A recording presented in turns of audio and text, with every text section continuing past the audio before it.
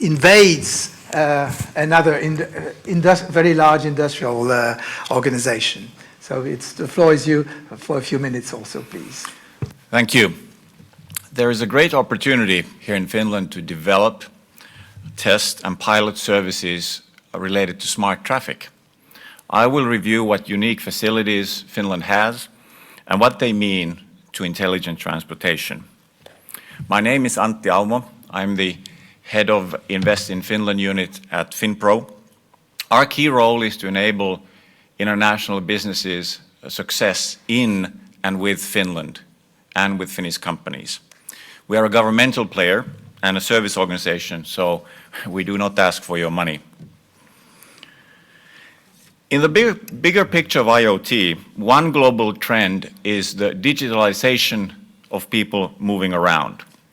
Intelligent vehicles will have a lot of electronics, a lot of communication with the outside world, and all this technology must work reliably all the time, in any weather conditions. Not just in the sunshine of California, but when it's dark, when it rains, when it snows, when the roads are icy and slippery, and the margin for error is very small.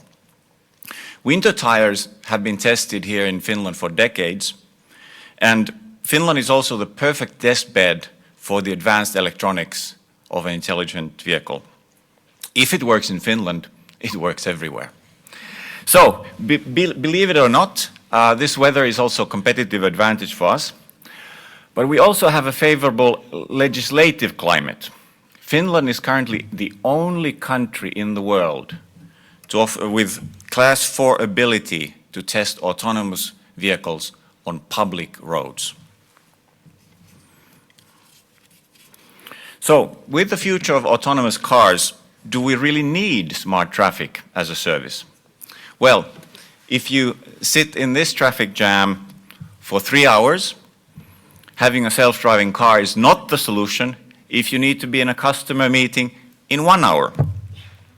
And can car-only based smart traffic systems really guide the peak times and the flow of traffic so much that this can be avoided? With large cities continuously growing around the world, I'm afraid that more time will be spent sitting in a stationary car than moving around with a car.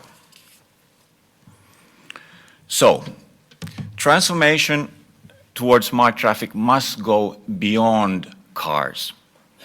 Finnish innovation has created a revolutionary idea where the whole concept of people moving around, their mobility, is executed as a service. We call it mobility as a service.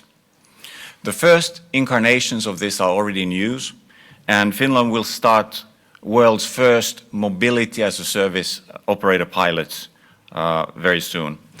This is another nice aspect of Finland for groundbreaking new IoT initiatives, the perfect size of the market to pilot new services. We will have about 10 of these operators to pilot mobility services here. Essential element of these mobility as a service pilots is the service scenario. Renting a car by the minute or even car sharing is not the solution if streets are congested. Public transportation often is not flexible enough. So many pilot projects here in Finland will explore hybrid service model where different modes of transport are seamlessly combined. Trains, buses, subway, taxi, car share, etc. So if your mobile phone subscription has a certain number of call minutes and a number of gigabytes of data per month, what if you had a monthly transport subscription covering, again, several types of transport options and the freedom to choose the best combination for each day of your life?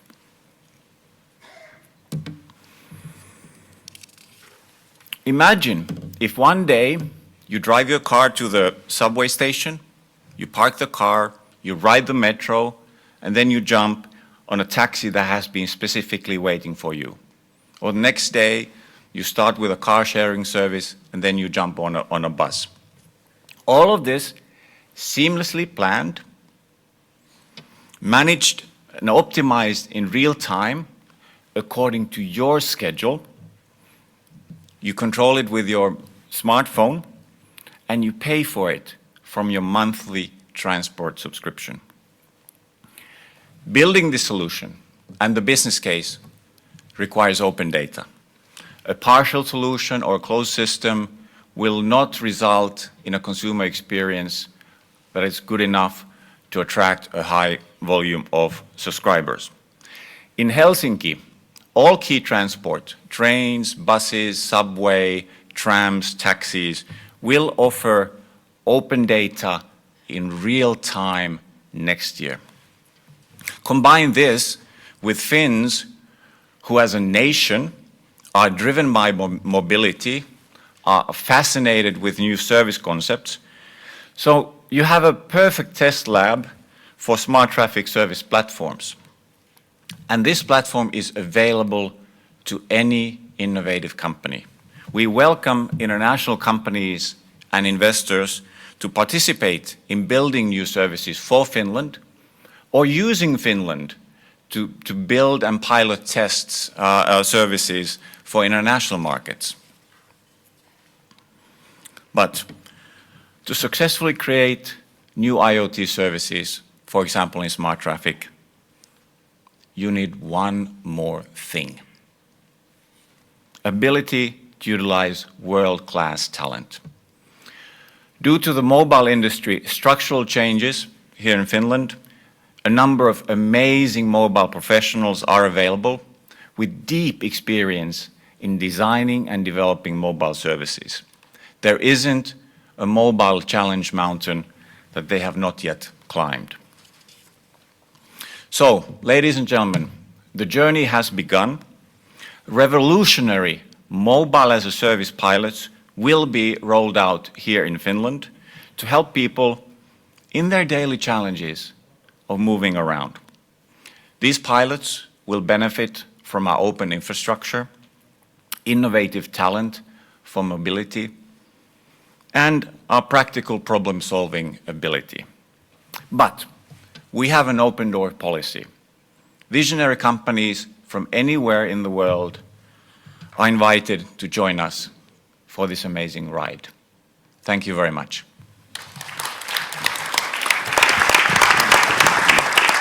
Thank you for the invitation. I'm quite certain there are people in the room who will pick up your invitation right away. Thank you.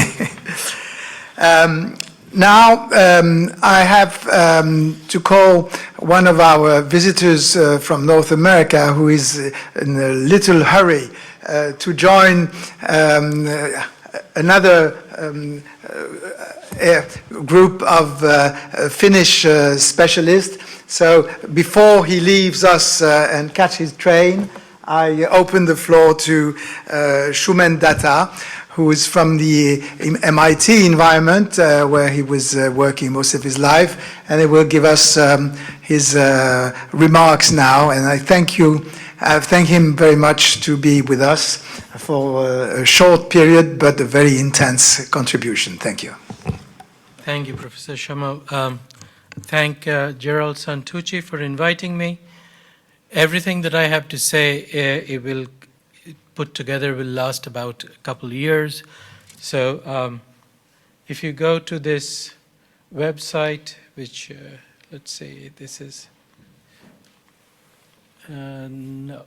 Okay, so bit.ly MIT-IoT. If you are interested, please look at it. There are lots of ideas, opinions, some extremely controversial, which is exactly why it's up there for you to look at.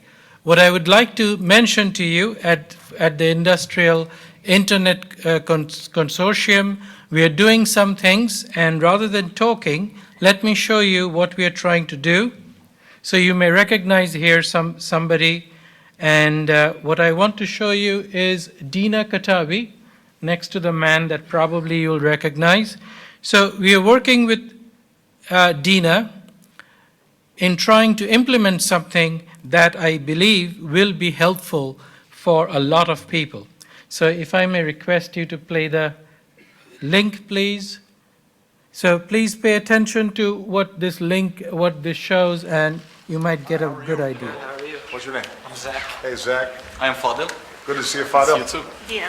Nice to see you. So what do we got here? See you. So we are presenting Emerald, the health companion for older people. It Fantastic. helps people stay safe and healthy in their homes. Okay.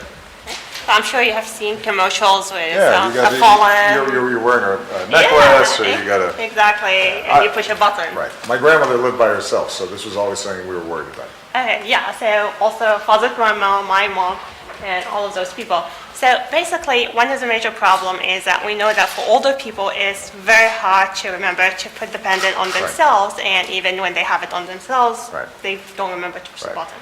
Or So- they're just cranky about it. Exactly. Yeah. Yeah, They're so- like, I don't want to wear this thing. So we want a device that everyone can use. Yeah. People who don't know anything about technology, and it doesn't have anything on the body, no sensors on the body. So our device is over there. It's a device that you put in the home, much more like a Wi-Fi router, and it uses the ambient wireless signals to detect falls. That's interesting. Right? Okay. So Father is going to help me demo Don't this fall to you. too hard. I won't. Okay. Okay.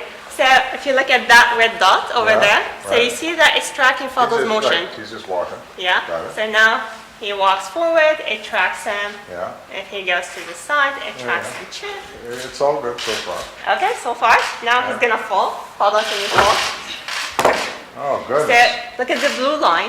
Yeah. It detected his elevation going to the floor And level it triggers the fall. and chin and fall. And there is nothing on his body, all based on wireless signals in the environment. Interesting. And so the sensors are installed in every room?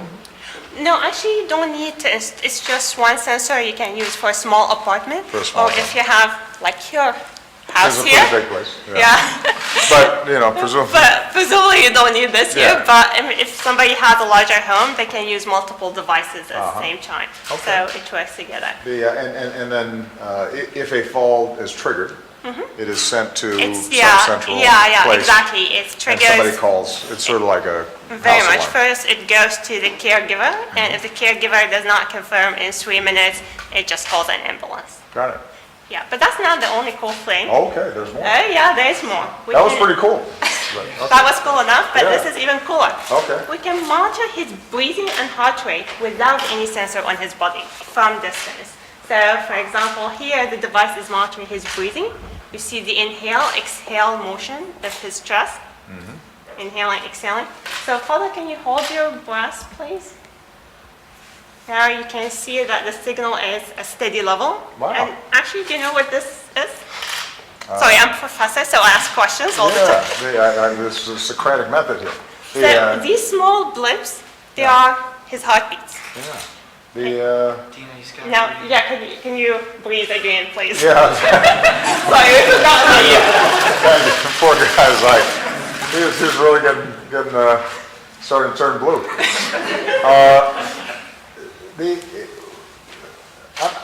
The part about the falling I understand, because those are sort of big motor movements that are taking place.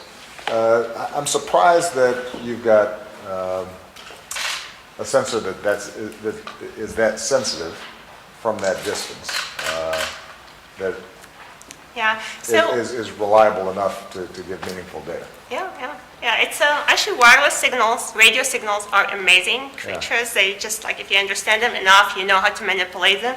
They can capture very minute motions, even including our heartbeats. Good. Well, that's remarkable. So how did you guys? Presumably, this potentially then is also an application for babies monitors, for example. Yeah. For example, For example. for SIDS, for babies, For of SIDS, course, yeah. yeah. The just for paranoid type A parents, like me. What are your guys' backgrounds and how did you develop So that? we are all from MIT. I'm professor at MIT. Father and Zach are my graduate students, but originally I'm from Syria. Yeah. Father is originally from Lebanon. Zach. Potomac, Maryland. Potomac, how boring. Well, this is excellent. Hello. How you doing? Nice to meet you, Mr. Good President. to see you. Nice to meet you, Mr. President. What's your name? I'm Aaron. Aaron? I'm Hannah. Hannah, this is so fun. This is Jerry the Bear. This is Jerry the Bear. Okay. So how's Jerry the Bear doing? So this project saves $34 billion to the U.S. economy because in the United States alone, there are 2.5 million people who fall in their homes over the age of 65. Out of 2.5 million people, 75,000 people are hospitalized, and from the 75,000 people who are hospitalized, 5,500 die because they fell. And that's a $34 billion direct cost to the healthcare system of the United States. Thank you, and I hope you understand where it connects to IoT. IoT is an old thing. It's about the new use. Thank you. Thank you.